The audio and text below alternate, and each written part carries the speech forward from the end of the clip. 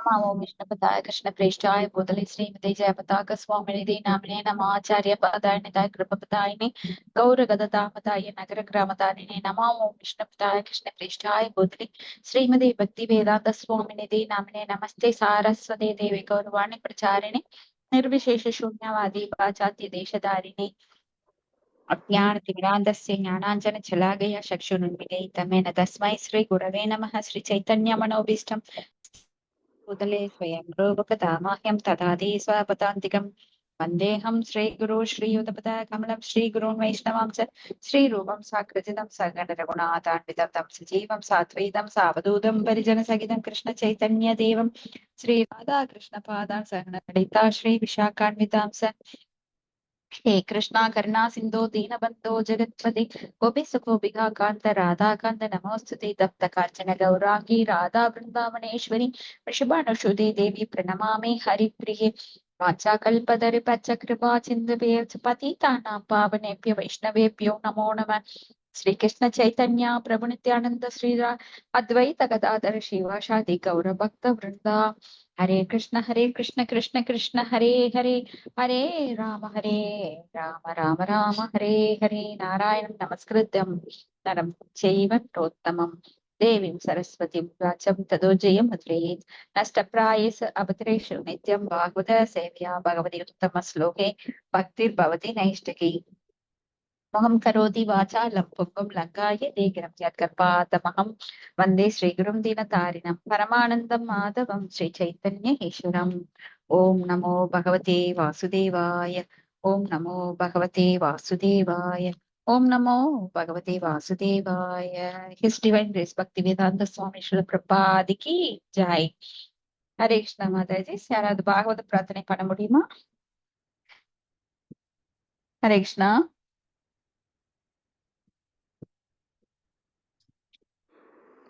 லலிதா மாதாஜி. மாதாஜி என்கிட்ட அது இல்லைங்க மாதாஜி. அதை வீட்லயே வச்சுட்டு வந்துட்டேங்க மாதாஜி, கரூர்லயே. அப்படிங்களா? சரி. ஆமாங்க மாதாஜி, புக்கும் வச்சுட்டு வந்துட்டேனுங்க. ஓகே மாதாஜி. சரி, நம்ம டைரக்டா போலாம். இன்னைக்கு பாகவதம் 4வது ஸ்கந்தம், அத்தியாயம் 7, ஸ்லோகம் 56. கரெக்டுங்களா? தக்ஷன் நடத்திய வேள்வி அதுல பாத்துட்டு இருக்கோம்.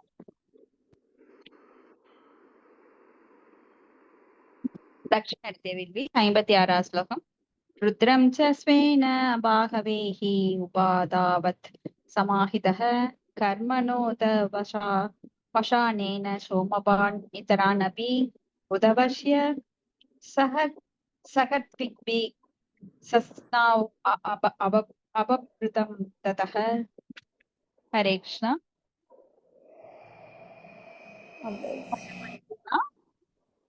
மொழிபெயர்ப்பு. சிவபெருமானுக்குரிய அவிர்வாகத்தை அவருக்கு படைத்து முழு மரியாதையுடன் தக்ஷன் அவரை வழிபட்டார். வேள்வி சடங்குகள் அனைத்தையும் நிறைவேற்றிய பிறகு அவர் அனைத்து தேவர்களையும் அங்கு குழுமி இருந்த பிறரையும் நிறைவு செய்ய செய்தார். புரோகிதர்களுடன் சேர்ந்து இக்கடமைகளை நிறைவேற்றிய பின்னர் அவர் நீராடி மனநிறைவு அடைந்தார். பொருளுரை. சிவன் எனப்படும் பக்தன் ருத்ரன் அவருக்குரிய அவிர்வாகம் அர்ப்பணிக்கப்பட்டு முறையுடன் பூஜிக்கப்பட்டார். யக்ஞம் என்றாலே விஷ்ணுதான். ஆகையினால் விஷ்ணுவுக்கு அர்ப்பணிக்கப்படும் எந்த பிரசாதமும் சிவபெருமான் உள்ளிட்ட அனைவருக்கும் கொடுக்கப்படுகிறது. ஸ்ரீதர சுவாமி இது தொடர்பான கருத்தினை கூறியிருக்கிறார். ஸ்வேன பாகேன, வேள்வியின் அவிர்வாகம் அனைத்து தேவர்களுக்கும் பிறருக்கும் வழங்கப்படுகிறது. சோ இங்க சிவபெருமான் மற்ற இதர தேவர்கள் இவங்களுக்கெல்லாம் பகவானுக்கு படைக்கப்பட்ட பிரசாதத்தை கொடுக்கும் போது மிகவும் மகிழ்ச்சி உறுகிறார்கள். இப்ப வைஷ்ணவர்கள் பிற கோயில்கள்ல தேவர்களுக்கு படைக்கப்படுவது, ஏன்னா அவங்க முழுமுதற் கடவுள் சம்பந்தம் இல்லாம தேவர் வழிபாட்டுல ஈடுபட்டு இருக்கிறவங்க என்ன பண்ணுவாங்கன்னா டைரக்டா தேவர்களுக்கு படைப்பாங்க. அந்த பிரசாதத்தை வாங்கி வைணவர்கள் சாப்பிட மாட்டாங்க. ஆனா சில சமயம் பகவான் விஷ்ணுவுக்கு அர்ப்பணிக்கப்பட்டதை அந்த தேவர்களுக்கு அர்ப்பணிக்கும் போது அவங்க ரொம்ப மகிழ்ச்சி உறுகிறார்கள். ஏன்னா அவங்களுக்கெல்லாம் சிவபெருமான் ஒரு சமயம் நாரதர் சர்வலோக சஞ்சாரி அவரை பாக்குறார். ஒரு சமயம் ரொம்ப ஆனந்தத்துல அவர் வந்து நடனம் ஆடி அந்த வான்வெளியில ரொம்ப மகிழ்ச்சியா இருக்கிறார். சிவபெருமான் அவரை பார்த்துக்கிட்டு, என்ன நாரதா இன்னைக்கு ரொம்ப மகிழ்ச்சியா இருக்க, ஆனந்தமா இருக்கிறியே அப்படின்னு கேட்கும்போது, நான் வந்து விஷ்ணுவோட பிரசாதத்தை சாப்பிட்டேன் அப்படிங்கிறாரு. உனக்கு எப்படி கிடைச்சது அப்படின்னா அவர் சொல்றார், நான் வந்து வைகுண்டத்துக்கு போயிருந்தேன். அங்க வந்து பார்வதி தேவி பாத சேவனத்துல ஈடுபட்டு இருந்தாங்க. அப்ப ரொம்ப மகிழ்ச்சியா இருந்தாங்க. அவங்க கிட்ட ஒரு வரம் உனக்கு என்ன வேணும் கேளுன்னு கேட்டாங்க. அப்ப நான் ஒரு வரம் கேட்டேன். பகவானோட பிரசாதத்தை எனக்கு வேணும்னு கேட்டேன். அவர் சாப்பிட்ட அந்த பிரசாதத்தை கேட்டேன். ஆனா அப்ப அப்ப கொஞ்சம் முன்னாடிதான் விஷ்ணு வந்து பார்வதி மகாலட்சுமிக்கு சொல்லியிருக்காங்க. நீ என்ன வேணா கேளு. ஆனா என்னுடைய பிரசாதத்தை கேட்காத அப்படின்னு சொல்லியிருப்பாங்க. அப்ப இவங்க நாரதர் கேட்ட உடனே லட்சுமி தேவிக்கு அப்படியே தூக்கி வாரி போடுது. இப்பதானே அவர் சொன்னாரு. ஆனா இவர் என்ன வேணும் கேளு நான் குடுக்குறேன்னு சொல்லிட்டேனே. ஐயோ வாக்கு தவறக்கூடாதே. இப்ப நாரதருக்கு நான் பிரசாதம் கொடுக்கணும் என்ன பண்றதுன்னு ரொம்ப தவிக்கிறாங்க. அப்போ விஷ்ணு கிட்ட சொல்றாங்க, இந்த மாதிரி நாரதர் வந்து பிரசாதத்தை கேட்டார். நான் என்ன பண்றது? நீங்க தான் கொடுக்க கூடாதுன்னு இப்பதானே சொன்னீங்க அப்படின்னு சொல்றாங்க. அப்போ பகவான் சொல்றார், சரி நடந்தது நடந்துருச்சு. நான் வந்து திரும்பி உக்காந்துக்கிறேன். எனக்கு தெரியாம நான் சாப்பிட்ட பிரசாதத்தை எடுத்து நாரதர் கொஞ்சம் கொடுத்துரு அப்படின்னு.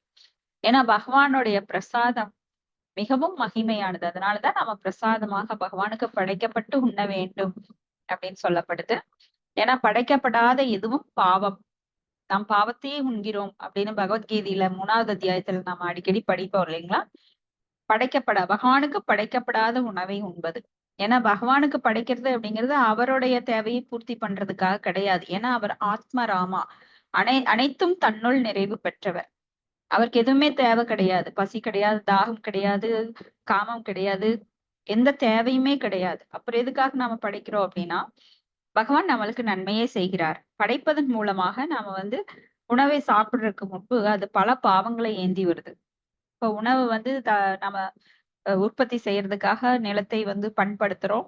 அப்ப பல பூச்சிகள் புழுக்களை உழும்போது நம்ம அதை கொல்றோம்.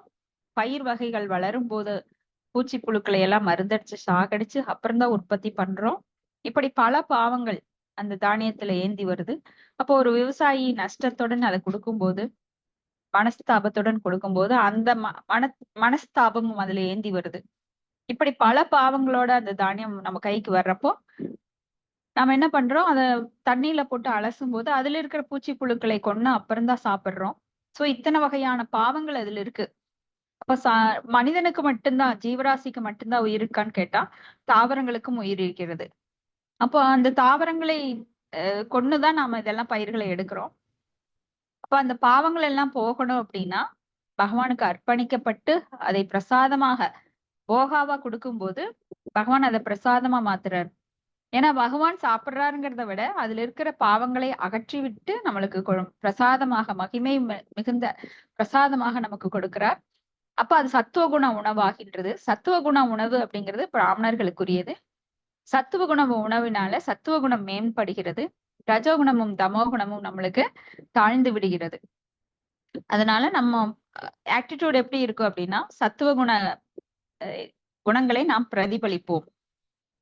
அப்போ சத்துவ குணத்துல ரொம்ப அமைதியா இருப்போம், கோவப்பட மாட்டோம், நல்ல ஒழுக்கங்கள் கொண்ட குணங்களை வளர்த்துக்குவோம், அதன்படி செயல்படுவோம்.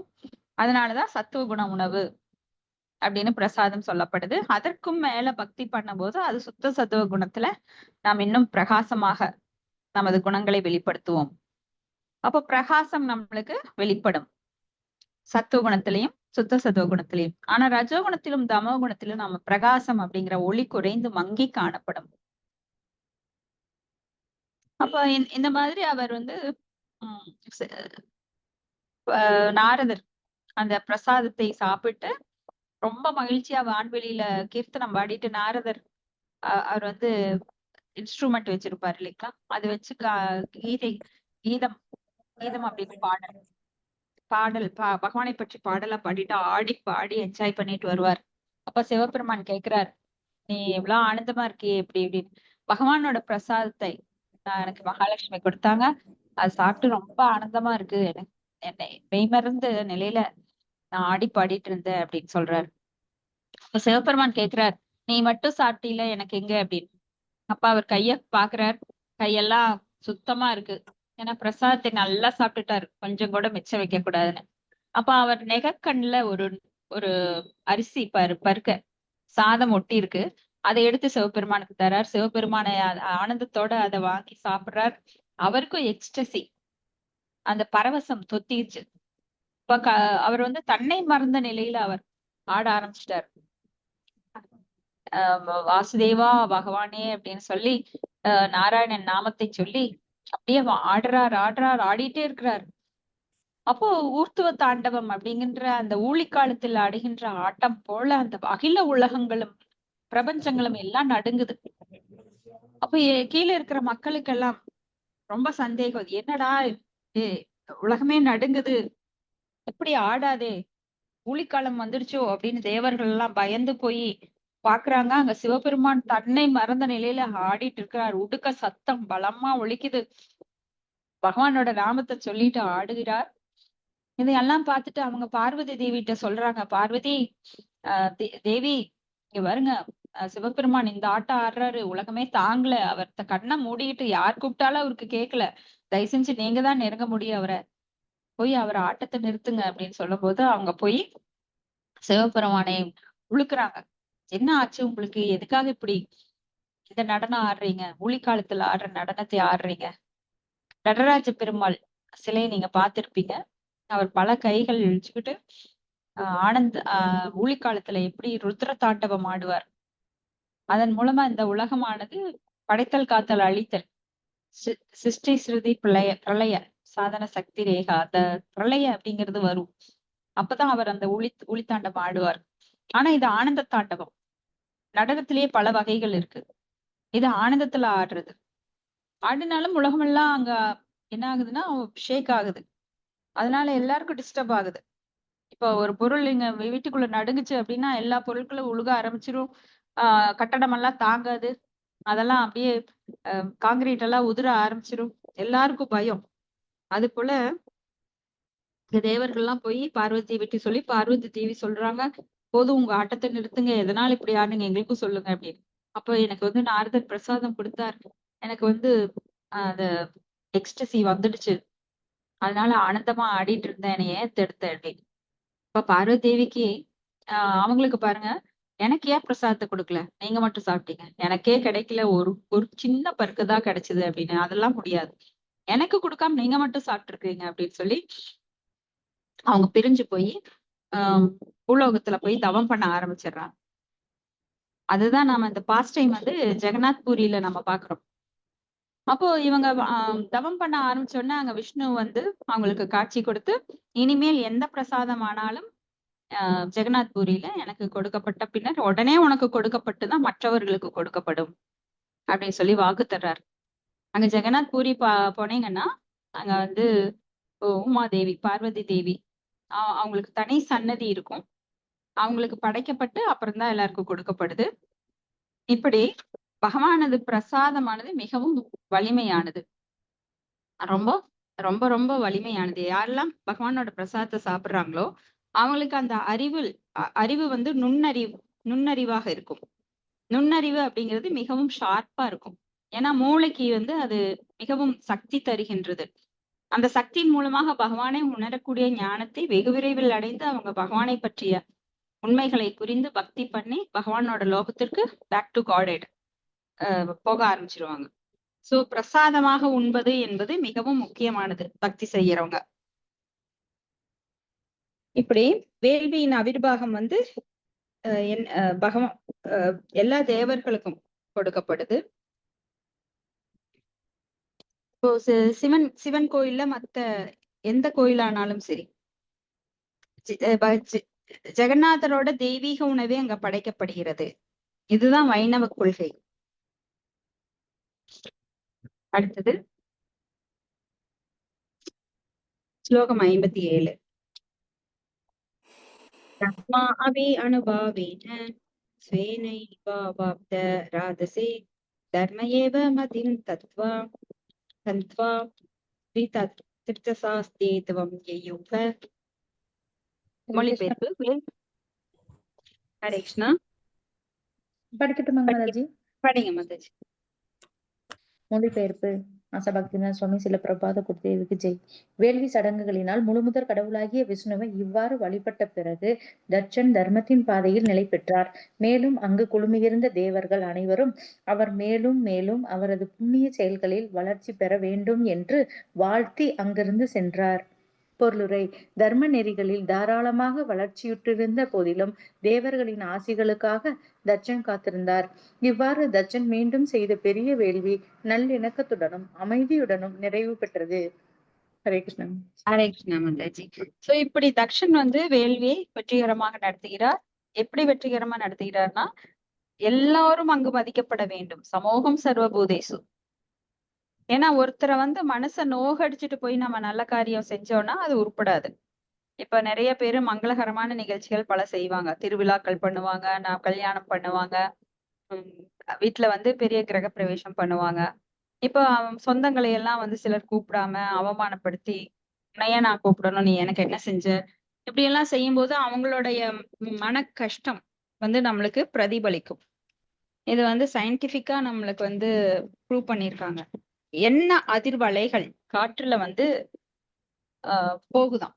இப்போ ஒருத்தரை பார்த்து அவங்க கண் திருஷ்டி படுது, அதுக்காக நாம உப்பு சுத்தி போடணும், கடுகு சுத்தி போடணும், அந்த மாதிரி எல்லாம் நிறைய சொல்லுவாங்க அந்த காலத்துல. ஆனா அது வெறும் சடங்காதான் நினைக்கிறாங்க பல பேரு. குழந்தைங்க கூட இதெல்லாம் கண்மூடித்தனம், அதெல்லாம் ஆஹ் 10ஆம் பசலித்தனம் அப்படி எல்லாம் பேசுவாங்க, கிண்டல் அடிப்பாங்க. ஆனா இது சயின்டிபிக்கா நிரூபிக்கப்பட்டிருக்கு. ஒருவரோட கண் திருஷ்டி, அதாவது கண் பார்வை அப்படிங்கிறது பலரை பாதிக்கக்கூடியது. நல்ல விதமா அவங்க பார்த்தாங்க அப்படின்னா எந்த எஃபெக்டும் கிடையாது. ஆனா இதே நெகட்டிவா பொறாமையோட பாக்குறவங்க அந்த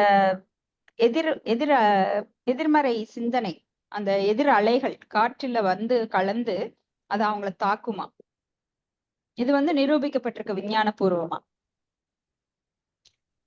அப்போ எல்லாருடைய ஆசையும் வேண்டும். யாரையும் பகைச்சுக்கிட்டு நாம பெரிய திருவிழாவோ இல்ல ஃபங்க்ஷனோ பண்ணக்கூடாது. பகை கொண்டு பகவானை மட்டும் துதிப்பவன் கீழ்த்தர பக்தன்.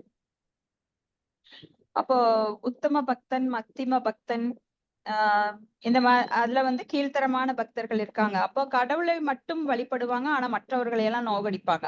இதனால என்ன பிரயோஜனம்? ஏன்னா எல்லாருக்குள்ளேயும் பகவான் பரமாத்மாவாக இருக்கிறார். அப்ப எல்லாரையும் மதிக்க தெரியணும், சமமாக நியூட்ரலா இருக்கணும். நீங்க ஒருத்தரை ரொம்ப சிறப்பா கொண்டாடவும் கூடாது, அதுக்காக அவங்கள தாழ்த்தவும் கூடாது. நம்மை நாமே உயர்த்தி கொள்ளவோ தாழ்த்து கொள்ளவோ கூடாதுங்கிறப்போ அடுத்தவங்களையும் அதே மாதிரிதான் நம்ம ட்ரீட் பண்ணணும். அப்போ நியூட்ரலா இருக்கணும் எல்லா இடத்துலயும். அப்போ பகவான் அந்த வழிபாட்டை ஏத்துக்க மாட்டாரு. ஏன்னா பகவான் எல்லாரிடத்திலும் இருக்கிறார். இந்த மனசுல வச்சு நாம யாரையும் பகைக்கவோ அவர்களை அவமானப்படுத்தவோ கூடாது. அதுக்கு நமக்கு உரிமை கிடையாது. ஏன்னா நம்ம சகிப்புத்தன்மையுடன் இருக்க வேண்டும். ஒரு பக்தன் அப்படின்னா அவனுக்கு எல்லா நற்குணங்களும் இருக்கணும். அடுத்த ஸ்லோகம் 58. ஏவம் தசாயனி ஹித்வா சதி பூர்வ கலேவரம் ஜக்ஞே ஹிமவத சேத்ரே மேனயாம் இதே சுஷ்ருஷ்டி. ஹரே கிருஷ்ணா. படிக்கிறேன் மாதாஜி. படிங்க. மைத்திரேயர் கூறினார், தட்சனிடமிருந்தே பெற்ற உடலை அவனது மகளாகிய தாட்சாயினி துறந்த பிறகு இமாலயத்தில் பிறந்ததாக கேள்விப்பட்டிருக்கிறேன். அவள் மேனா என்பவளுக்கு புதல்வியாக பிறந்தாள். இதனை நான் ஆதாரபூர்வமான இடங்களில் இருந்தே கேள்விப்பட்டேன். பொருளுரை: மேனகே இமாவானின் மனைவியான மேனா என்பவள் ஆவாள். ஹரே கிருஷ்ணா. தேங்க்யூ மாதாஜி. ஹரே கிருஷ்ணா. தேங்க்யூ மாதாஜி. அப்போ தக்ஷனிடமிருந்து பெற்ற உடலை அவனது மகளாகிய தாட்சாயினி துறந்தாள். ஏன் அப்படின்னா தக்ஷன் தனது மருமகனை மட்டும் அவமானப்படுத்தல, மகளையும் அவமானப்படுத்தும் விதத்துல மகளுடன் பேசவில்லை, மருமகனுக்கு அபிர்வாகம் கொடுக்கவில்லை சிவபெருமானுக்கு. சோ சிவபெருமானை சாதாரண ஒரு ஜீவராசியாக அவன் நினைத்து பொறாமை கொண்டான். ஆனா தக்ஷன் தான் அந்த நிலையில இருந்தான். முக்குணங்களுக்கு ஆட்பட்டு அவன் பொறாமையுடன் நடந்து கொண்டான். ஆனால் சிவபெருமான் முக்குணங்களுக்கு அப்பாற்பட்ட சிவ தத்துவம். அவர் மேல பொறாமை கொள்ள. ஏன்னா பகவான் சிவபெருமான் ரொம்பவுமே ஆசுதோஸ், கருணை மிக்கவர். அவர் வந்து முக்குணங்களுக்கு அப்பாற்பட்டவர், என்றும் பகவானுடைய சிந்தனையில் இருப்பவர், தன்னை மறந்த நிலையில் இருப்பவர். அவர் வந்து எந்த தேவையுமே இல்லாம வீடு கூட வேண்டாம் அப்படின்னு சொல்லி அவர் தனக்கென வீடு கூட இல்லாதவர், எப்பவும் பகவானோட சிந்தனையிலேயே ஆழ்ந்திருக்கிறதுனால மிக உயர்ந்த நிலையில் இருக்கிறார். ஆனா தக்ஷன் தன்னோட நிலையில எப்பவுமே நாம வந்து நம்ம நிலையில தான் நம்ம எண்ணி பார்ப்போம். பல தேவர்களையும் சரி பகவானையும் சரி, சில சமயம் பகவான் கோச்சுக்குவாரோ, மற்ற தேவர்கள் சிவனை மட்டும் நம்ம சிவபெருமானை வழிபட்டுட்டு இருப்போம். திடீர்னு விஷ்ணு வழிபாட்டுக்கு வந்தோடனே சிவபெருமான் கோச்சுக்குவாரோ அப்படியெல்லாம் நம்ம நினைப்போம். ஆனா சிவபெருமான் ரொம்ப மகிழ்ச்சி அடைவார். ஏன்னா அவர் தான் நம்மை உயர்த்துபவர் விஷ்ணு வழிபாட்டுக்கு. ஏன்னா ஆராதனாம் சர்வேசாம் விஷ்ணுர் ஆராதனாம் பரம் தஸ்மாத் பரதரம் தேவி ததியானாம் சமர்ஜனம் அப்படின்னு சொல்லி ஆராதனைகள் மிகச்சி உயர்ந்தது விஷ்ணு வழிபாடு அப்படிங்கிறத வலியுறுத்துறார். அப்போ இவர் ஒரு விஷ்ணு பக்தன் அப்படிங்கும் போது ரொம்ப மகிழ்ச்சி அடைகிறார். இப்ப நம்ம சிவன் கோயிலுக்கே போனா நாம என்ன பண்றோம், பஞ்சகல்ப தரிப்பிச்சு கிருபா சிந்து பேவச்ச பதித்தா நாம் பாவனேப்பியோ வைஷ்ணவேப்பியோ நமோ நம அப்படின்னு சொல்லி அவரே ஒரு வைஷ்ணவராக கொண்டாடி நாம அந்த துதி செய்யறோம். சோ வைஷ்ணவர்களை கண்டவுடன் அவருக்கும் ஒரு உற்சாகம் வரும், அவரும் ரொம்ப மகிழ்ச்சி அடைவார். ஓ விஷ்ணு பக்தன் நம்ம கிட்ட வந்திருக்கான் அப்படின்னு சொல்லி ரொம்ப மகிழ்ச்சி அடைவார். ஆனா நம்ம என்ன நம்ம கோணத்துல, ஏன்னா நம்மளுக்கு அதுக்கு மேல சிற்றறிவுடையவர்கள் நாமெல்லாம். அப்போ நம்மளுக்கு என்ன தெரியும் அவர் கோச்சுக்குவாரோ அப்படின்னு, அப்படியெல்லாம் கோச்சுக்க மாட்டார். ஆனா ரொம்ப மகிழ்ச்சி அடைவார். அது போலத்தான் தேவர்களும் அதே மாதிரி மகிழ்ச்சி அடைவாங்க. ஏன்னா எல்லாருமே விஷ்ணு பக்தர்கள். ஏன்னா அவருக்குத்தான் பக்தர் ஆகணும். ஜீவேன சுரூபகையே கிருஷ்ணேரு நித்திய தாச. கிருஷ்ணருக்கு தான் தாசராக முடியும். மற்றவர்களுக்கு தாசராகிறத யாரும் விரும்பவும் மாட்டாங்க. எனக்கு தாசன் ஆகணும். ஏன்னா அறியாமையின வந்து நாம அவங்கள வேண்டலாம், அவங்க நம்மளுக்கு வரம் கொடுக்கலாம். ஆனா அந்த வரங்கள் எல்லாம் நித்தியமானவை அல்ல, எட்டர்னல் கிடையாது, அதெல்லாம் அழியக்கூடியது. ஏன்னா அது தற்காலிகமான அந்த பயனுக்காக நம்ம தேவ வழிபாட்டுல ஈடுபட்டு அது தற்காலிகமாக அதை அனுபவிச்சு அதை அப்படியே விட்டுறோம். அதனால நிலைப்பது கிடையாது. ஆனா விஷ்ணு வழிபாடு அப்படிங்கிறது எப்பவுமே மிக உயர்ந்த நிலை. கம்பேர் பண்ணவே முடியாது. எத்தனை ஏணி வச்சாலும் அது எட்டாது. அடுத்தது ஸ்லோகம் 59. தம் ஏவ தைதம் பூய ஆங்க்ருந்தே பதிம் அம்பிகா அனன்ய பாவைஹ கதிம் சக்தி சுப்தேவ பூருஷம். ஹரே கிருஷ்ணா. மொழிபெயர்ப்பு. அம்பிகை துர்க்கை எனப்படும் தாட்சாயணி சதி மீண்டும் சிவபெருமானையே தன் கணவனாக அடைந்தாள்.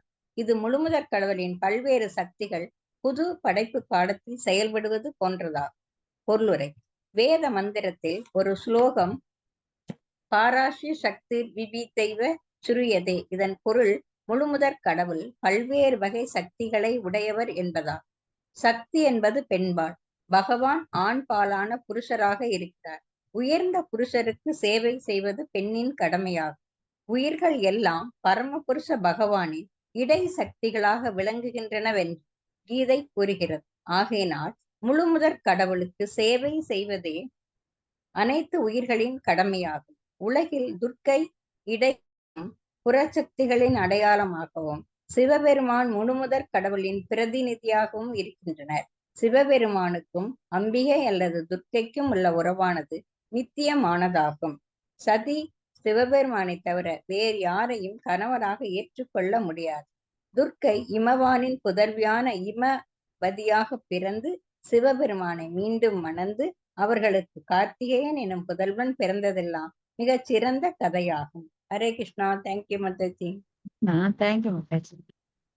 இங்க வேத மந்திரத்தில் ஒரு ஸ்லோகம் பராசை சக்தி விவிதை சூயதி அப்படின்னா, பராசை சக்தி உயர்ந்த சக்திகள், அதாவது பல்வேறு சக்திகள் பகவான் இடத்தில் இருக்கின்றது. சக்தி அப்படின்னா பெண்பால். இப்ப சக்தி அப்படின்னு யார வேண்டோம், துர்கா தேவி, அவங்க வந்து சக்தி அப்படின்னு சொல்றோம். சக்தி வழிபாடு அப்படின்னு சொல்றோம். ஆனா ஆண்பால் யாரு, புருஷர். ஆண்பாலாக புருஷர் இருக்கிறார். அப்போ உயர்ந்த புருஷருக்கு சேவை செய்வது பெண்ணோட கடமை.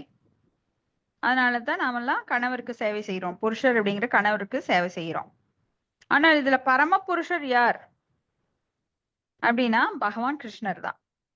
அப்ப நாமெல்லாம் இடைச்சக்திகள், தடச சக்தி.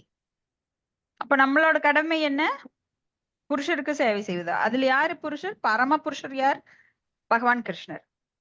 அப்போ பரமபுருஷருக்கு சேவை செய்வதே நம்மளோட கடமை. அப்போ இந்த உலகுல வந்து ஆண் பெண் அப்படிங்கறதெல்லாம் ஒரு எக்ஸ்டர்னல், அதாவது வெளிப்புற தோற்றம். உண்மையிலே எல்லாருமே ஆத்மாக்கள் தான். அப்போ நாமெல்லாம் யாருக்கு சேவை செய்யணும்? ஆணாகட்டும் பெண்ணாகட்டும், யாரெல்லாம் ஜீவராசிகளோ அவங்க எல்லாருமே வந்து பகவான் ஸ்ரீ கிருஷ்ணருக்கு சேவை செய்ய வேண்டும். பரமபுருஷர் கிருஷ்ணரோ விஷ்ணுவோ அவருக்கு சேவை செய்யணும். இப்போ சிவபெருமானும் அப்படித்தான் முழுமுதற் கடவுளோட பிரதிநிதியாக செயல்படுகிறார். அப்ப சிவபெருமானுக்கு அம்பிகை அல்லது துர்கை அவங்களோட உறவு எப்பவுமே நித்தியமானது. ஏன்னா சிவபெருமானுக்கு இறப்பு கிடையாது. துர்க்கை வேணா மறுபடி பிறந்து பிறந்து பல தடவை பகவான சிவபெருமான அடையிறாங்க. ஏன்னா அவங்க வேறு யாரையும் கணவராக ஏற்றுக்கொள்வது கிடையாது.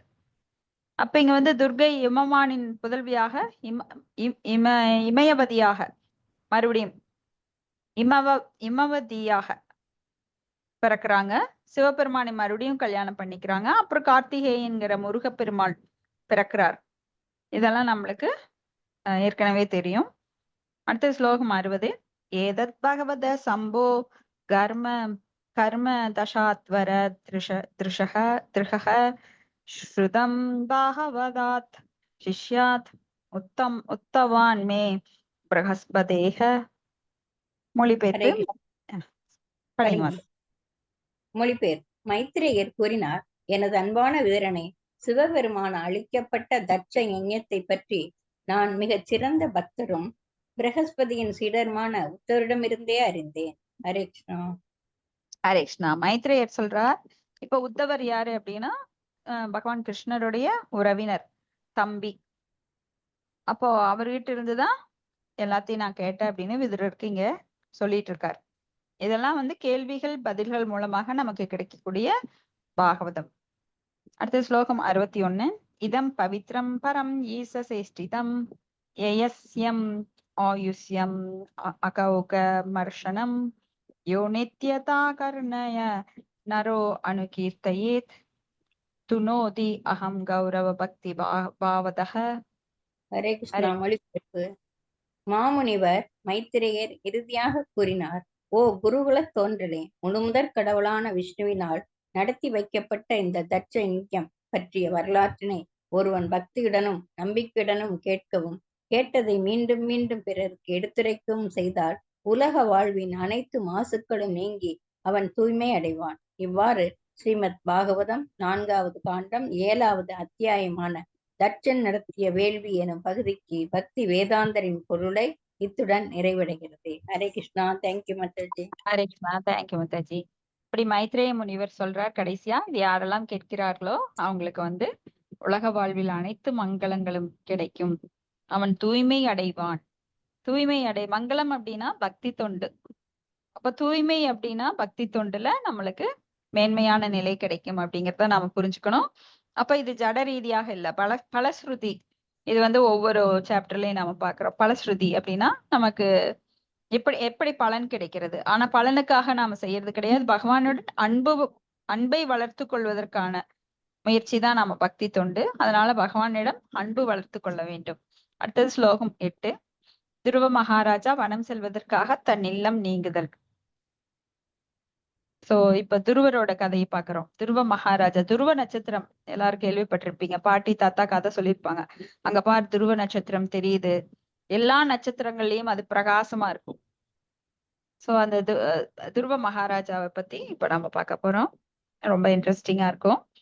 ஸ்லோகம் 1. மைத்ரேய உவாச்ச சனகாத்யா நாரதஸ்ச ருபுர் ஹம்சோ அமனிர்யதிஹி நைதே கிருஹான் பிரம்மசூதாஹி ஆவசன் ஊர்த்வரேதச. ஹரே கிருஷ்ணா. ஹரே கிருஷ்ணா மாதாஜி. படிங்க. படிக்கட்டாங்க மாதாஜி. மொழிபெயர்ப்பு மற்றும் உரை. ஆசா பக்திவேதாந்த சுவாமி சில பிரபாதா குருதேவுக்கு ஜெய். மொழிபெயர்ப்பு. மைத்ரேய மாமுனிவர் கூறினார், சனக மகாராஜாவின் மிகச்சிறந்த 4 குமாரர்களும் மற்றும் நாரதர், விபு, ஹம்சர், அருணி, எதி போன்ற பிரம்மதேவனின் புதல்வர்களும் இல்லற வாழ்க்கை நீங்கி ஊர்த்தவரேதா அல்லது தவறிழைக்காத பிரம்மச்சரியம் எனப்படும் நைஷ்டீக பிரம்மச்சாரிகளாக வாழ்ந்தனர். பொருளுரை: பிரம்மச்சரியம் என்பது பிரம்மதேவன் காலத்தில் இருந்தே நடைமுறையில் இருந்து வருகிறது. ஆண்களின் ஒரு பிரிவினர் திருமணம் செய்து கொள்வதில்லை. அவர்கள் தங்கள் சுக்கிலத்தை கீழே விடாது மூளை இருக்கும் பகுதியினை நோக்கி மேலேற்றுவர். இவ்வாறு மேலேற்றுபவர்கள் ஊர்த்துவர் ரேதச என்று அழைக்கப்படுகின்றனர். சுக்கிலமானது மிகவும் முக்கியமானதாகும். யோக முறையில் அதனை மூளைக்கு கொண்டு வருபவன் வியக்கத்தகு செயல்களை செய்யக்கூடியவனாக இருப்பான். அவனது நினைவாற்றல் மிகவும் வேகமாக செயல்படும். அவன் ஆயுள் அதிகரிக்கும். யோகிகள் இவ்வாறு பல வகையான தவங்களை உறுதியுடன் செய்து வாழ்வில் உணர்ந்த நிறைவான நிலைக்கு உயர்த்தப்படுவர். ஏன் ஆன்மீக உலகிற்கு கூட உயர்த்தப்படுவர். பிரம்மச்சரியத்தை வாழ்வின் கொள்கையாக ஏற்றுக்கொண்டு சிறப்படைந்தவர்களுக்கு உதாரணமாக சனகர், சனந்தனர், சனாதனர், சனத்குமாரர் மற்றும் நாரதர் போன்றவர்களை கூறலாம். அடுத்து இங்கு முக்கியமாக குறிப்பிடப்பட வேண்டிய சொற்றொடர் நைதே கிருஹான் ஹி ஆவசன் என்பதாகும். இதன் பொருள் அவர்கள் இல்லத்தில் வாழ்வதில்லை என்பதாகும். கிருக என்பதற்கு இல்லம் மற்றும் மனைவி என்று பொருள் ஆகும். உண்மையில் இல்லம் என்றால் அது மனைவியை தான் குறிக்கும். மாறாக இல்லம் என்பது ஒரு அறையினையோ அல்லது வீட்டையோ குறிக்காது. ஒருவன் தன் மனைவியின் உடன் சேர்ந்து வாழும் பொழுது அது இல்லம் அல்லது இல்வாழ்க்கை ஆகிறது. மாறாக ஒரு துறவி அல்லது பிரம்மச்சாரி ஒரு அறையில் அல்லது ஒரு வீட்டில் குடியிருந்தால் அது இல்வாழ்க்கை ஆகாது. இல்வாழ்க்கை வாழவில்லை என்றால் மனைவியுடன் வாழவில்லை என்று பொருள் ஆகும். ஆகையினால் அவர்கள் சுக்கிலத்தை வெளியே விடுவது என்பது பற்றிய கேள்விக்கே இடமில்லை. சுக்கிலம் என்பது மனைவியுடன் இல்வாழ்க்கை நடத்துபவன் குழந்தை பேறு வேண்டும் என்பதற்காக வெளியிடப்படுவதாகும். இதை தவிர அதனை வெளிப்படுத்துவதற்கு வேறு காரணம் இல்லை. இந்நியதியை படைப்பின் ஆரம்பத்திலேயே பின்பற்றப்பட்டது. இது போன்ற பிரம்மச்சாரிகள் சந்ததிகளை உருவாக்கவில்லை. இவ்வரலாறு மனபுத்திரி பிரசுதி முதற்கொண்டு பிரம்மதேவனின் சந்ததியினரை பற்றி எடுத்துரைக்கிறது. பிரசுதியின் புதல்வியே தாட்சாயினி என்னும் சதி ஆவாள். அவள் தொடர்பான வரலாறு கூறப்படும் பொழுதே எங்கேயும் சொல்லப்பட்டது. மைத்ரேயர் இப்பொழுது பிரம்மதேவனின் மைந்தர்களது சந்ததிகளை பற்றி விளக்குகின்றார். பிரம்மதேவனின் பல புதல்வர்களில் சனகரால் தலைமை தாங்கப்பட்ட புதல்வர்களும் நாரதரும் திருமணம் செய்து கொள்ளவில்லை. ஆகையினால் அவர்கள் சந்ததியினரை பற்றிய கேள்விக்கே இடமில்லை. ஹரே கிருஷ்ணா மாதாஜி. தேங்க்யூ மாதாஜி. தேங்க்யூ மாதாஜி. இப்ப சனத்குமாரர்கள், நாரதர் இவங்கெல்லாம் பிரம்மதேவர் அந்த படைப்புக்காக தோற்றுவித்த போது நாங்கெல்லாம் போய் இல்வாழ்க்கை வாழவில்லை, எங்களை விட்டுருங்க சாமி, நாங்க ஓடி போயிடுறோம்னு சொல்லி பிரம்மச்சரியத்தை எடுத்து அவங்க தவம் பண்ண ஆரம்பிச்சிட்டாங்க. சோ இந்த பிரம்மச்சாரிகள், தவசிகள் இவங்களுடைய சிறப்பு என்னவென்றால் அவங்க அந்த சுக்லத்தை வீண் பண்ண மாட்டாங்க. அப்போ சுக்லத்தை மூளைக்கு கொண்டு போவாங்க. இப்ப சாதாரண ஆட்கள், இல்வாழ்க்கை வாழ்றவங்க, கிரகமேதிகள் அவங்களெல்லாம் பாத்தீங்கன்னா சுக்லத்தை விரயம் பண்ணுவாங்க. அப்போ அந்த சுக்லம் அப்படிங்கிறது உடல், அந்த பஞ்சபூதங்களாலான உடலுக்கு ரொம்ப இன்றியமையாதது. எப்படின்னா அதை கீழே விரயம் பண்ணும்போது அவங்களுடைய சக்திகளும் விரயமாகி சீக்கிரமே அவங்களுக்கு நோய் வருது. பலவிதமான நோய்களுக்கு அவங்க ஆட்படுகிறார்கள். ஆனா இந்த சுக்லத்தை விரயம் செய்யாம அதை மூளைக்கு செலுத்துறது, கொஞ்சம் கொஞ்சமா உயர்த்தி அதை மூளைக்கு செலுத்துபவர்கள் மிகவும் தவத்துல வெற்றிகரமாக அவங்களுடைய 5 விதமான வாயுக்களை கட்டுப்படுத்தி அந்த பிரம்மரந்திரம் அப்படிங்கிற நெத்தி, மண்டை, அந்த தலையில உச்சி அப்படின்னு சொல்லுவாங்க, அந்த உச்சிக்கு செலுத்தி. இப்ப குழந்தைகளுக்கெல்லாம் பாத்தீங்கன்னா பிறந்தவுடன் அந்த உச்சி ரொம்ப சாஃப்டா இருக்கும். ஏன்னா அதுலதான் உயிர் நாடி அப்படின்னு சொல்லுவாங்க. அதுலதான் அந்த ஆத்மா என்கின்ற உயிரை அவங்க வெளியில எடுத்துடுறாங்க. தவசிகள் தவம் செய்து தங்களது உயிரை மேல கொண்டு அதன் மூலமா வெளியேற்றுறாங்க, பிரம்மரந்திரம் மூலமா. ஆனா இந்த மற்றவர்களும் என்ன பண்றாங்க, சுக்லத்தை வீணடித்து அவங்க வாழ்க்கையில ரொம்பவும் தோல்விகரமாக நாங்கெல்லாம் ரொம்ப சிற்றின்பத்தை அனுபவிக்கிறோம்னு சொல்லிட்டு அவங்க தங்களை தாங்களே அவங்க நெருப்புல இட்டுக் கொள்கிறார்கள். அதாவது அறியாமை இது. ஏன்னா நாங்க நல்லா இருக்கோம், இன்பம் அனுபவிக்கிறோம் அப்படின்னு. அந்த சிற்றின்பங்கள் எல்லாம் உடலை கெடுக்கக்கூடியது. ஆனா இவங்களோ அதை நல்ல பக்குவமாக அறிவை பயன்படுத்தி அதை பிரம்மரந்திரத்தை வரை கொண்டு சென்று அவங்க சீக்கிரமா பகவானோட லோகத்துக்கோ இல்ல உயர்ந்த லோகங்களுக்கோ கிரம முறைப்படி வரிசைப்படி ஒவ்வொரு லோகத்துக்கும் போய் அவங்க பகவானோட லோகத்துக்கு போகலாம் விசிட் பண்ணிட்டு. எப்படி சுற்றுலா போறாங்க, அது போல இவங்க ஒவ்வொரு லோகத்திலையும் போய் எட்டி பார்த்துட்டு, ஏன்னா மற்றவர்கள் போகும்போது அவங்க எல்லாரையுமே வரவேற்பாங்க. ஒவ்வொரு லோகத்திலையும். ஆனா ஜட உலக வாசிகள் போகும்போது நம்மளாம் செய்த புண்ணியங்கள் பாவம் பலனாக அங்க போனோம் அப்படின்னா நம்மளே வரவேற்பாங்க. ஆனா நம்மள எப்படி வரவேற்பாங்கன்னா சும்மா ஆசை காட்டி அங்கேயே உட்கார வச்சு பின்ன கீழே தள்ளிடுவாங்க.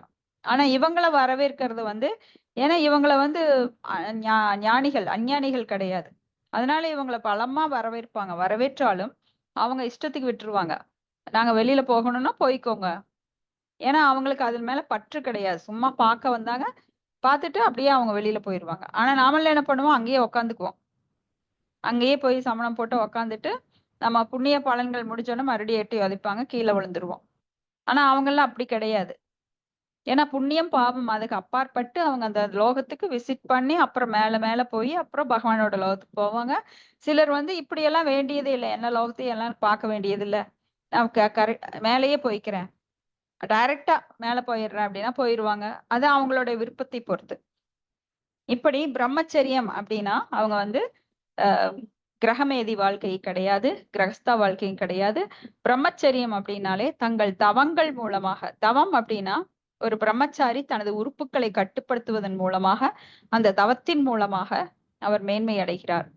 ஆனா ஒரு கிரகஸ்தன் தனது பொருட்களை அர்ப்பணித்து உறுப்புகளையும் கட்டுப்படுத்தி ஏன்னா கிரகஸ்தன் வந்து எனக்கு புலன்கள் இருக்கு. அதனால நான் எப்பவும் அதை யூஸ் பண்ணுவேன்னு அவன் மிஸ்யூஸ் பண்றது கிடையாது. கிரகஸ்தனாக இருந்தாலும் ஒரு குழந்தை பெற்று அந்த குழந்தை வந்து பகவானுடைய சேவைக்காக அர்ப்பணிக்கும் போது அவன் அந்த சக்தியை பெறுகிறான். இப்படி ஒவ்வொருத்தரும் ஒவ்வொன்றிலே தவம் பண்றாங்க. அஷ்டாங்க யோகிகள் தங்கள் புலன்களை கட்டுப்படுத்துவதன் மூலமாகவும் மனதை பகவானுக்கு அர்ப்பணிப்பதன் மூலமாகவும் அவங்க இப்படி கட்டுப்படுத்துறாங்க. இப்படி ஒவ்வொருத்தரும் ஒவ்வொரு விதமா தவத்துல ஈடுபடுறாங்க. அப்ப எல்லா வித தவங்களும் பகவானை நோக்கியே செலுத்தப்பட வேண்டும். பகவான் விஷ்ணுவை நோக்கியே செலுத்தப்பட வேண்டும். பொருள் ஆசைக்காக கர்ம காண்டம் பண்ணக்கூடாது. அதுல எனக்கு இந்த பொருள் வேணும். அப்ப இவர் துருவ மகாராஜா கூட என்ன பண்ணாரு? எனக்கு என்னோட தாத்தாவோட மிகப்பெரிய ராஜ்யம் வேணும் அப்படின்னு தவம் பண்ணினார்.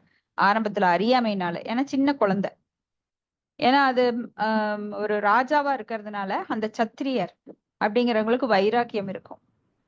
சோ அவர் ரொம்ப வைராக்கியமா எனக்கு பெரிய ராஜ்யம் வேணும். அந்த வைராக்கியம் தவத்துக்கும் உதவுச்சு. ஆனா அவர் வந்து பௌதீகமா ஆசைப்பட்டார். எப்ப பகவானை பார்த்தாரோ அந்த பௌதீக ஆசையை அவர் வந்து உடனே பஷ்பமாக்கிட்டார் பகவான். அப்ப வந்து அவர் உடனே நான் உன்னை கண்ணாடி கல்லுக்கு ஆசைப்பட்டுட்டேனே வைரக்கல்லை பெறுவதற்கு பதுவா அப்படின்னு சொல்லி வருந்துறார். சோ எப்படி நாரதர் சனத்குமாரர்கள் இவங்கெல்லாம் என்ன பண்ணினாங்கன்னா பிரம்மச்சரியம் எடுத்து அவங்களோட வாழ்க்கையை திசை திருப்பிட்டாங்க. ஆனா நாரதர் இப்படியே எல்லாருக்கும் சொல்லி கொடுத்துட்டு இருக்காரு. நாரதர் மேல பிரம்மதேவர் கூட கோவப்பட்டார். ஏன்னா அவர் வந்து பிரஜாபதி ஜீவராசிகளை உற்பத்தி பண்றதுக்காகத்தான் புதல்வர்களை பெற்றுக்கொண்டார். ஆனா இந்த நாரதர் இப்ப சனத்குமாரர்கள் இந்த குமாரர்கள் எல்லாம் இப்படி பண்றாங்களேன்னு அவருக்கு கோபம் வந்துச்சு ஒரு சமயம். ஏன்னா நாரதர் தான் எல்லாத்துக்கும் வழிகாட்டக்கூடியவர். அவர் வந்து சில இப்படி நிறைய பேரை பிரம்மச்சாரிகளாக்கிட்டார். அதனால அவருக்கு சில சமயம் கோபம் வந்தது. அதனாலதான் சிவபெருமான் கூட அவர் வந்து கோபத்துல உட்காந்து உற்பத்தி பண்ணதுனால சிவபெருமான் ரொம்ப ஆக்ரோஷமா வந்தாரு. அவர் படைப்பெல்லாம் சரியா இல்லைன்னு பார்த்தோம். சோ அடுத்தது 2வது ஸ்லோகம் 8வது அத்தியாயத்துல மர்ஷா தர்மஸ்ய பாரியாஷித் தம்பம் மாயாம் ச சத்ருஹன் அசூதமிதுனம் தத்து நிர்ருதிர் சக்ருஹே அப்ரஜஹ. அடியன் படிக்கின்றது. படிங்க. மொழிபெயர்ப்பு. பிரம்மதேவனின் மற்றொரு புதல்வன் அதர்மம் ஆவான். அவன் மனைவியின் பெயர் மிருஷா. அவர்கள் இருவருக்கும் 2 அசுரர்கள் பிறந்தனர். ஒருவன் பெயர் தம்பம் அல்லது மோசடி ஆகும். மற்றொருவன் பெயர் மாயா அல்லது ஏமாற்று ஆகும். இவ்விரு அசுரர்களும் வாரிசுகள் ஏதும் இல்லாத நிர்ருதி என்னும் அசுரனால் எடுத்துக் கொள்ளப்பட்டனர். பொருளுரை. பிரம்மதேவனின் புதல்வன் அதர்மம் செய்வோன், சமயத்திற்கு புறம்பானவன். தன் சகோதரி மிருஷாவை மணந்து கொண்டான் என்று தெரிகிறது. சகோதரனுக்கும் சகோதரிக்கும் இடையே பாலுறவு வாழ்க்கை என்பது இதிலிருந்துதான் தொடங்குகிறது. அதர்மம் அல்லது சமயத்திற்கு புறம்பான நெறிகள் எங்கு இருக்கின்றனவோ அந்த மனித சமுதாயத்திலேயே இது போன்ற இயற்கைக்கு மாறான பாலுறவு வாழ்க்கை சாத்தியமாகும். படைப்பின் ஆரம்பத்தில் பிரம்மதேவன் தெய்வீக அருளாளர்களான சனகர், சனாதனர் மற்றும் நாரதர் போன்ற புதல்வர்களை மட்டுமல்லாது அசுர சந்ததியினார நிர்ருதி, அதர்மம், தம்ப மற்றும் மிருஷா போன்றவர்களையும் படைத்தார். எல்லாமே பிரம்மதேவனால் ஆரம்பத்தில் படைக்கப்பட்டது. நாரதரை பொறுத்த மட்டிலும் அவரது முந்தைய வாழ்க்கை மிகவும் புனிதமாகவும் அவரது தொடர்பு மிகவும் நல்லதாகவும் இருந்ததினால் அவர் நாரதராக பிறந்தார். மற்றவர்களும் அவர்கள் தகுதிக்கேற்பவும் அவர்கள் வாழ்க்கையின் பின்புலத்திற்கேற்பவும் பிறவி எடுத்தனர். கர்ம வினையானது பிறவிகள் தோறும் தொடர்ந்து வருவது. புதிய படைப்பு உருவாகும் பொழுது அதே கர்ம வினை மீண்டும் உயிர்களுடன் சேர்ந்தே வருகிறது. முழுமுதற் கடவுளின் மேன்மை குணத்தின் அவதாரமான பிரம்மதேவனே தந்தையாக இருந்தாலும் பிள்ளைகள் அவரவர் கர்ம வினைக்கேற்ப பல்வேறு தகுதிகளுடன் பிறக்கின்றனர். ஹரே கிருஷ்ணா. தேங்க்யூ மாதாஜி. கிருஷ்ணா, தேங்க்யூ மாதாஜி. ரொம்ப முக்கியமான ஸ்லோகம். எனக்கு ஏன் இப்படி ஒரு குழந்தை பிறந்தது அப்படின்னு, ஒரு நல்ல பெற்றோருக்கு மோசமான குழந்தைகள் பிறக்கவும் வாய்ப்பிருக்கிறது என்பது பிரம்மதேவருக்கு கூட பாருங்க. இங்க நாரதர் மற்ற சனத்குமாரர்கள் இவர்கள் மட்டும் பிறக்கல. நிருதி, அதர்மம், தம்ப, மிருஷா இவங்கெல்லாம் கூட பிரம்மா கிட்ட இருந்து வந்தாங்க. ஏன்னா இது ஜட உலகம். ஜட உலகம் எப்படிப்பட்டதுன்னா மிகவும் மோசமானது. அப்போ இங்க நல்லவங்களும் இருக்காங்க, நல்லவங்களுக்கு நல்ல குழந்தைகளும் பிறக்கிறாங்க, தீய குழந்தைகளும் சேர்ந்தே பிறக்கிறாங்க. சோ இது எப்படின்னா கர்ம விளைகள் காரணம். கர்மனா தெய்வ நேத்திரேன. அப்போ கர்ம வினைக்கு தகுந்த மாதிரி தெய்வத்தின் இயற்கை சட்டத்தினால் அவரவர்களுக்கு எந்தெந்த குழந்தை பிறக்கணுமோ, நாம நல்லவங்களா இருந்தா கூட குழந்தைகள் சில சமயம் மோசமா இருக்கு. இப்போ காந்தாரிக்கு பார்த்தா அப்படின்னா, காந்தாரி ரொம்ப நல்லவங்க தான். ஆனா அவங்களுக்கு ஏன் குருடனான திருதராஷ்டிரன் கிடைக்கிறாரு? அவங்களுக்கு ஏன் மோசமான பிள்ளைகள் பிறக்கிறாங்க? இதுக்கு காரணம் கர்ம வினைகள். சோ யாருக்கு எந்த ஜென்மத்துல என்ன வினைகள் சம்பந்தமா இங்க இப்ப நடக்குது அப்படிங்கறதெல்லாம் தெரியாது நம்மளுக்கு. ஃபாஸ்ட் எல்லாம் தெரியாது. அட் பிரசன்ட் நாம அனுபவிக்கிறோம் அப்படின்னா எல்லாத்துக்கும் காரணம் என்ன? தீதும் நன்றும் பிறன் தர வாரா. அப்ப நம்ம செய்த வினைகள் தான் நம்மளுக்கு குழந்தைகள் ரூபமா, பொருட்கள் மூலமா, பலவித நன்மை தீமைகளாக நம்மளுக்கு வெளிப்படுது. சோ எதுவுமே காரணம் இல்லாம காரியம் கிடையாது. சோ எல்லாத்துக்கும் காரணம் இருக்கு. தன்வினை தன்னை சுடும், வினை விதைத்தவன் வினை அறுப்பான், இப்படி ஏகப்பட்ட பழமொழிகள் நம்மளுக்கு இருக்கு. சோ இது நம்மளுக்கு இங்க ப்ரூவ் பண்ணப்பட்டிருக்கு பாகவதத்திலேயே. அப்போ பிரம்மா மிக உத்தமராக ஒரு பெரிய பக்தராக பகவானோட நாபி கமலத்திலிருந்து வந்தாலும் கூட அவருக்கே கூட மோசமான குழந்தைகள் பிறக்குது. சோ நாமெல்லாம் எதுக்குடா நம்மளுக்கு நான் என்ன பாவம் பண்ணிருக்கோம். ஆனா நம்மளுக்கு இப்ப தெரியறது இல்ல. பண்ணினாலதான் நாம அனுபவிக்கிறோம். ஆனா தத்தேன கம்பம் சூசமீசமானோ புஞ்சான ஏவாத்ம கிருத்தம் விபாகம்னு நாம அதை நினைச்சுக்கணும் அந்த ஸ்லோகத்தை. ஏன்னா மிகவும் பொறுமையுடன் யார் ஒருவர் பகவானுக்கு பக்தி தொண்டு செய்து அதை சகிப்புத்தன்மையுடன் ஏற்றுக்கொண்டு நல்லதையும் தீயதையும் ஏற்றுக்கொண்டு வாழ்கின்றானோ அவன் கண்டிப்பா பகவானோட லோகத்திற்கு திரும்பி செல்லும் தகுதி பெற்றவன். அப்போ எல்லாருமே பொறுமையுடன் சகிப்புத்தன்மையுடன் பக்தர்கள் அதை ஏற்றுக்கொண்டு வாழ்க்கையில, ஏன்னா அவங்கள புரிஞ்சுக்கிறாங்க நம்மளுக்கு ஏன் கெட்டது நடக்குது அப்படிங்கிறத புரிஞ்சுக்கிறாங்க. அடுத்து ஸ்லோகம் 3. தயோ சம பவல் லோபோ நிக்ருதி மகாமதே தாப்யாம் क्रोधश्च ஹிம்சாய யத்ருத்தி ஸ்வசாகலிஹி. மொழிபெயர்ப்பு. மைத்ரேயர் விதுரரிடம் கூறினார், ஓஹோ மகாத்மா விதுரரே, தம்பவிற்கும் மாயாவிற்கும் பேராசையும் சூழ்ச்சியும் பிறந்தனர். அவர்கள் இணைப்பில் குரோதமும் ஆத்திரம் இம்சையும் காழ்ப்பு பிறந்தனர். இவர்கள் இருவர் இணைவதில் கலியுகம் அவன் சகோதரி திருப்தியும் கடுஞ்சொல் பிறந்தனர். இதெல்லாம் நம்ம கண்ணாலேயே இப்ப பார்க்கலாம். ஆத்திரம், காழ்ப்புணர்ச்சி, கடுஞ்சொல், சூழ்ச்சி, பேராசை, இது எல்லாமே இந்த கலியுகத்துல நிறைய இருக்கு. அப்போ இதெல்லாம் எங்கிருந்து பிறந்ததுன்னா பிரம்மாட்டு இருந்துதான். ஏன் பிரம்மா இதெல்லாம் படைக்கணும் அப்படிங்கிற கேள்வி எழலாம். நீங்க கேட்கலனா கூட நான் அதுக்கு பதில் சொல்றேன். ஏன்னா இது ஜட உலகம் என்பது நாம் துன்பத்தை அனுபவிப்பதற்காக வந்தது, துக்காலயம். ஆனா இங்க இதெல்லாம் இருந்தாதான் நம்ம துன்பப்பட முடியும். அப்போ முக்குணங்களோட சூழ்ச்சி அதுதான். முக்குணங்கள் வந்து நம்மை மாறி மாறி நம்ம கிட்ட இருக்கிற ஆசையை பேராசையாக்குது. அந்த பேராசைக்காக நாம பாடுபடுறோம். அப்போ இந்த கலியில இது அதிகமாகுது. மற்ற யுகங்கள்ல அது குறைவாக இருந்தாலும் கலியில வந்து இதெல்லாமே ரொம்ப பெரிய லெவல்ல பாத்தீங்கன்னா, இப்ப ஆசைகள் காரணமா தான் அடுக்கடுக்கா பில்டிங் எல்லா பக்கமும். விவசாய நிலமெல்லாம் நிறைய ஆஹ் இந்த குடியிருப்பு நிலங்களாக மாற்றப்பட்டு எல்லா பக்கம் கட்டடங்கள். இப்ப சைனால பாத்தீங்கன்னா அங்கெல்லாம் ஆஹ் எ- ரொம்ப அதர்மம். என்னன்னா பகவானோட வழிபாடே கிடையாது. சமய கொள்கையே கிடையாது. அப்ப எப்படி அவங்க திருப்பி பேக் டு காடட் அப்படிங்கிற லோகத்துக்கு போக முடியும்? அவங்க நினைக்கிறாங்க இந்த ஜட உலகம் தான் ரொம்ப பெருசு. இதுல நாம வந்து ரொம்ப பெரியவங்களா காட்டிக்கணும் அப்படின்ட்டு நிறைய பாவகரமான செயல்கள். பாம்பு, பூச்சி, பல்லி எல்லாத்தையும் கொன்னு கொன்னு சாப்பிடுறது, பெரிய பெரிய கட்டடங்கள் இயந்திரமயமாக்குவது, இயந்திரங்கள் போட காலையில சுவிட்ச் போட்டா நைட்டு வரைக்கும் எப்படி இயந்திரமயமா உழைக்க முடியும்? அப்ப தங்களுடைய உடல் உழைப்பை வந்து அப்படியே அவங்க வந்து வீணாக விரயம் பண்றாங்க. ஆனா உடல் கிடைச்சது எதுக்குன்னே அவங்களுக்கு தெரியல. உடல் கிடைத்தது எதுக்கு? அதாவது பிரம்ம ஜிக்ஞாசா. ஏன்னா இந்த மானுஷ ஜென்மம் அபூர்வம், சுதுர்லபம்.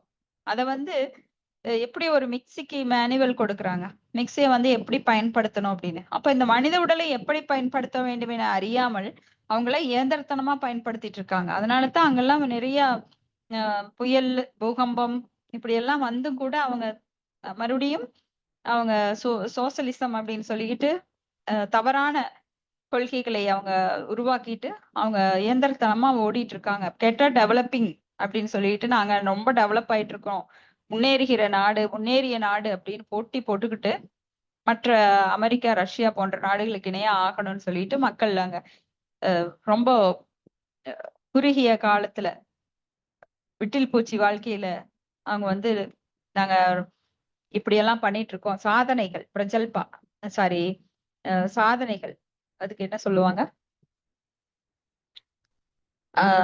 எக்ஸ்ட்ரா சாதனைகள் பண்றத பண்ணிட்டு இருக்காங்க. ஏன்னா அதெல்லாமே வந்து பேராசை. ஆசையே துன்பத்திற்கு காரணம்னு புத்த பகவான் சொல்றாரு. ஆனா அந்த ஆசை பேராசையா மாறும்போது இன்னுமே பல துன்பங்களை நாம் அனுபவிக்க வேண்டி வரும். ஏன்னா மனசுல இருந்து ஆசை எழுது. அப்போ திங்கிங், வில்லிங், ஃபீலிங் படிப்படியா என்ன ஆகுதுன்னா அது மனசுல நினைக்கிறோம், நினைச்சிட்டே இருக்கிறோம், அதை விரும்புறோம், அப்புறம் அதை அடையணும்னு விரும்புறோம், அதற்கான முயற்சிகள் செஞ்சு அடைஞ்சிடுறோம். சோ இது உணர்வால அது வந்து தாக்கப்பட்டு அது கடைசியில அடைஞ்சிடுறோம். இப்படி போயிட்டே இருக்கு. அடுத்தது ஸ்லோகம் 4. திருப்தௌ கலிர் ஆதத்த பயம் மிருத்யும் ச சத்தம தயோஸ்து மிதுனம் ஜக்ஞே யாதனா நிரயஸ்ததா. மொழிபெயர்ப்பு. ஓ நல்லோரில் சிறந்தோரே, கலியும் கடுஞ்சொல்லும் இணைந்து மிருத்யுவை, மரணம், பீதியையும் அச்சம் பெற்றெடுத்தன. மிருத்தியும் பீதியும் இணைந்து யாதனாவையும் மிகுந்த வலி, நிரயத்தையும் நரகம் பெற்றெடுத்தனர். சோ களி என்ன பண்ணுது? மிருத்யுவை, மரணத்தை, அப்புறம் அச்சத்தை பெற்றிருக்கிறார். மரணம் அப்படின்னா இப்ப தூய பக்தர்களுக்கும் மரணம் வருது. ஆனா நம்மளோட மரணம் போல இல்ல. அபக்தர்கள், நம்மன்னு சொல்லக்கூடாது, அபக்தர்களோட மரணம் போல இல்ல. ஏன்னா அபக்தர்களோட மரணம் வேற. அந்த மரணம் வந்து யமதூதர்களால் வரவழைக்கப்படுவது. ரொம்ப கொடுமையா இருக்கும் அந்த மரணம். ஆனா பக்தர்களுக்கு வர்றதோ விஷ்ணு தூதர்கள் மூலமா வர்றது. சோ அந்த மரணம் வேற. அப்ப அச்சம், ஏன்னா அச்சம் யாருக்கு வரும்? பக்தியில் இல்லாதவங்களுக்கு, எதுலையுமே நம்பிக்கை கிடையாது அவங்களுக்கு. ஆனா வெளிப்புறமா எல்லாம் ரொம்ப நம்பிக்கையுடையவர்களா என்ன பண்ணுவாங்க, நாளைக்கு வீடு கிடைக்கும், நாளைக்கு பங்களா கிடைக்கும், நாளைக்கு கார் கிடைக்கும் அப்படின்னு பல வருடங்களுக்கு பிளான் போட்டிருப்பாங்க. அதெல்லாம் நடக்காத போது அவங்களுக்கு பயம் வரும். இப்போ ஒரு தொழில்ல முதலீடு பண்றாங்கன்னா அந்த தொழில நஷ்டம் வருமா லாபம் வருமா தெரியாம தான் பண்ணுவாங்க. சோ அது வந்து இருமைகள், கிடைக்குமா கிடைக்காதா, கிடைக்குமா கிடைக்காதா, இதுல அச்சத்துலதான் எப்பவுமே இருப்பாங்க. போனவங்க வெளியில போனவங்க வருவாங்களா, திரும்பி வருவாங்களா, லேட் ஆச்சுன்னா பதற்றம், அச்சம். இப்ப மிருத்யு, அச்சம், பீதி எல்லாம் வந்து யாதனா, ரொம்ப வலியை உண்டாக்குது. யாருக்கெல்லாம் இது எப்பவுமே பயம் இருக்கோ, ஏன்னா எப்பவுமே பயப்படுவாங்க, நம்ம வருங்காலம் என்னமாகுமோ. கடவுள் மேல நம்பிக்கை இல்லாதவங்க வருங்காலத்தை நினைச்சு பயப்படுவாங்க. அதுக்காக இன்சூரன்ஸ் போட்டு வச்சிருவாங்க. அந்த இன்சூரன்ஸ் திருப்பி கிடைக்குமான்னு பயப்படுவாங்க. எதுக்காக பயப்படுறாங்களோ அதுல ஒரு பயம், மறுபடியும் ஒரு பயம், இப்படி கிளை கிளையா பயம் வந்துட்டே இருக்கும் அவங்களுக்கு. அப்புறம் அதுல வலி உண்டாகுது.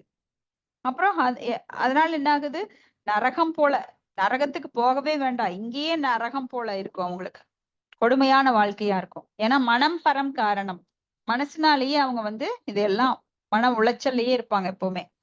அடுத்த ஸ்லோகம் 5. சங்கிரஹேன மயா கியாத பிரதிசர்கஸ் தாவனஹ ஸ்ரீ சருத்வைதத் புமான் புண்ணியம் விதுனோதி ஆத்மனோ மலம். ஹரே கிருஷ்ணா. ஹரே படிங்க. மொழிபெயர். எனது அன்பிற்குரிய விதுரனை, இங்கு அழிவிற்கான காரணங்களை நான் சுருக்கமாக விளக்கி இருக்கிறேன். இதனை ஒருவன் 3 முறை கேட்டான் என்றால் அவன் புண்ணியம் அடைவதோடு அவனது ஆத்மாவின் மலநீக்கமும் பெறுவான். பொருளுரை. தர்மத்தின் அடிப்படையில் படைப்பும் அதர்மத்தின் அடிப்படையில் அழிவும் இடம்பெறுகின்றன. இவ்வாறுதான் உலக படைப்பும் அழிவும் நடைபெறுகின்றன.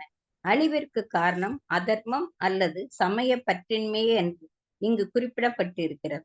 அதர்மத்திற்கும் மிருஷாவிற்கும் சந்ததிகளான மோசடியும் ஏமாற்றும் பேராசையும் சூழ்ச்சியும் கோபமும் இம்சையும் சண்டையும் கடும் சொல்லும் மரணமும் அச்சமும் கடும் வலியும் நரகமும் ஒருவர் பின் ஒருவராக பிறந்தனர்.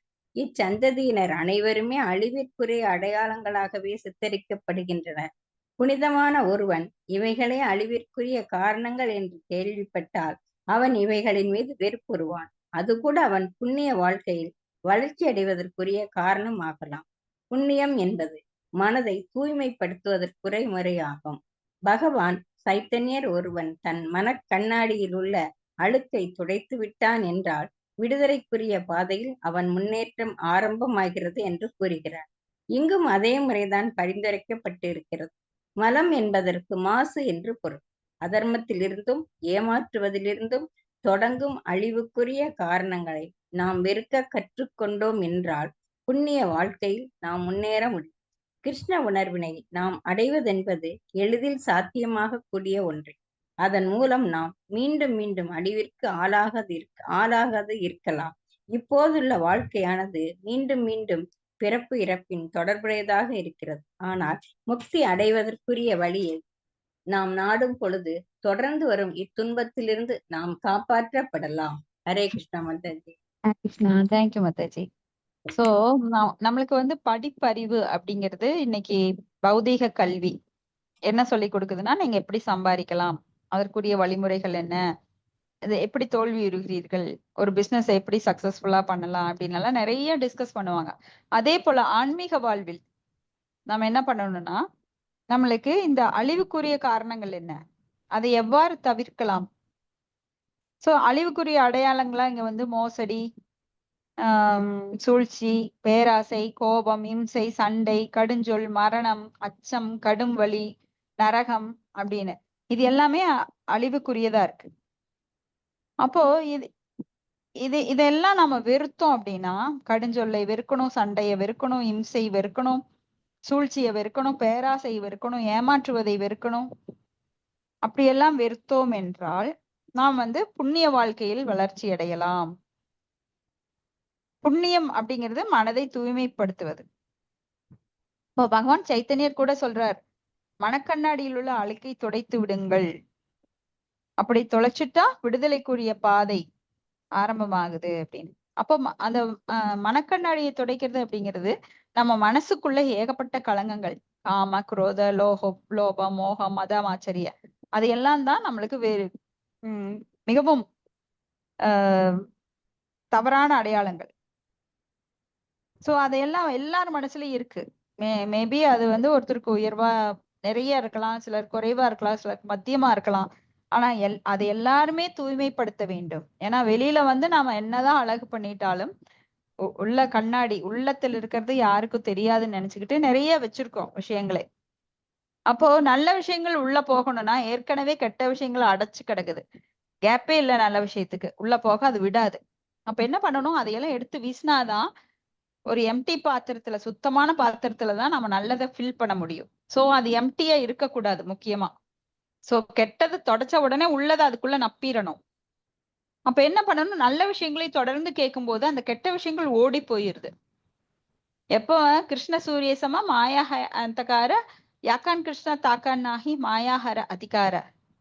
அப்போ ஒருவர் உள்ளத்தில் இருக்கின்ற இருட்டை அகற்றுவதற்கு அங்க பகவானான சூரியன் உதித்தெழுந்தார் என்றால் அந்த இருட்டு தானாக விலகிவிடும். சோ இதுதான் நம்மளுக்கு ஒரு சில பிரபுபாதர் கொடுத்த அருமையான ஒரு ஐடியா நம்மளுக்கு.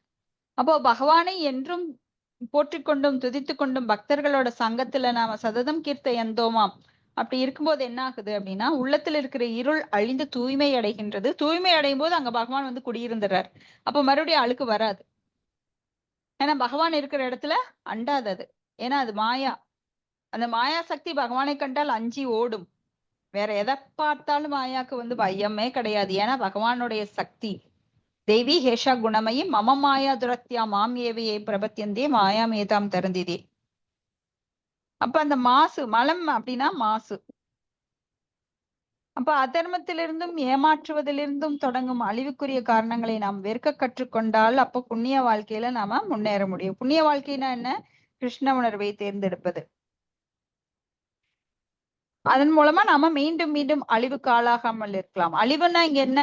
என்னோட செல்வம் அழியிறது, உடல் அழியிறது, அது கிடையாது.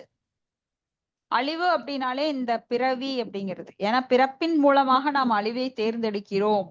எனக்கு அழிவு வேண்டாம், எனக்கு நல்லதுதான் வேணும் அப்படின்னு தான் நாம எல்லார் மனசுலயும் இருக்கும். நல்லது கிடைக்கணும், கெட்டதுதான் அழிவு.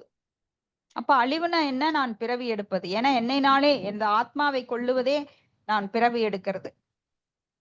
ஏன்னா ஆத்மா இங்க இருக்க வேண்டிய இடம் கிடையாது. இந்த உடல் எடுத்து இங்க இருக்க வேண்டிய இடம் கிடையாது. ஆத்மா வந்து ஆன்மீக உடல் எடுத்து ஆன்மீக லோகத்தில் இருக்க வேண்டியது.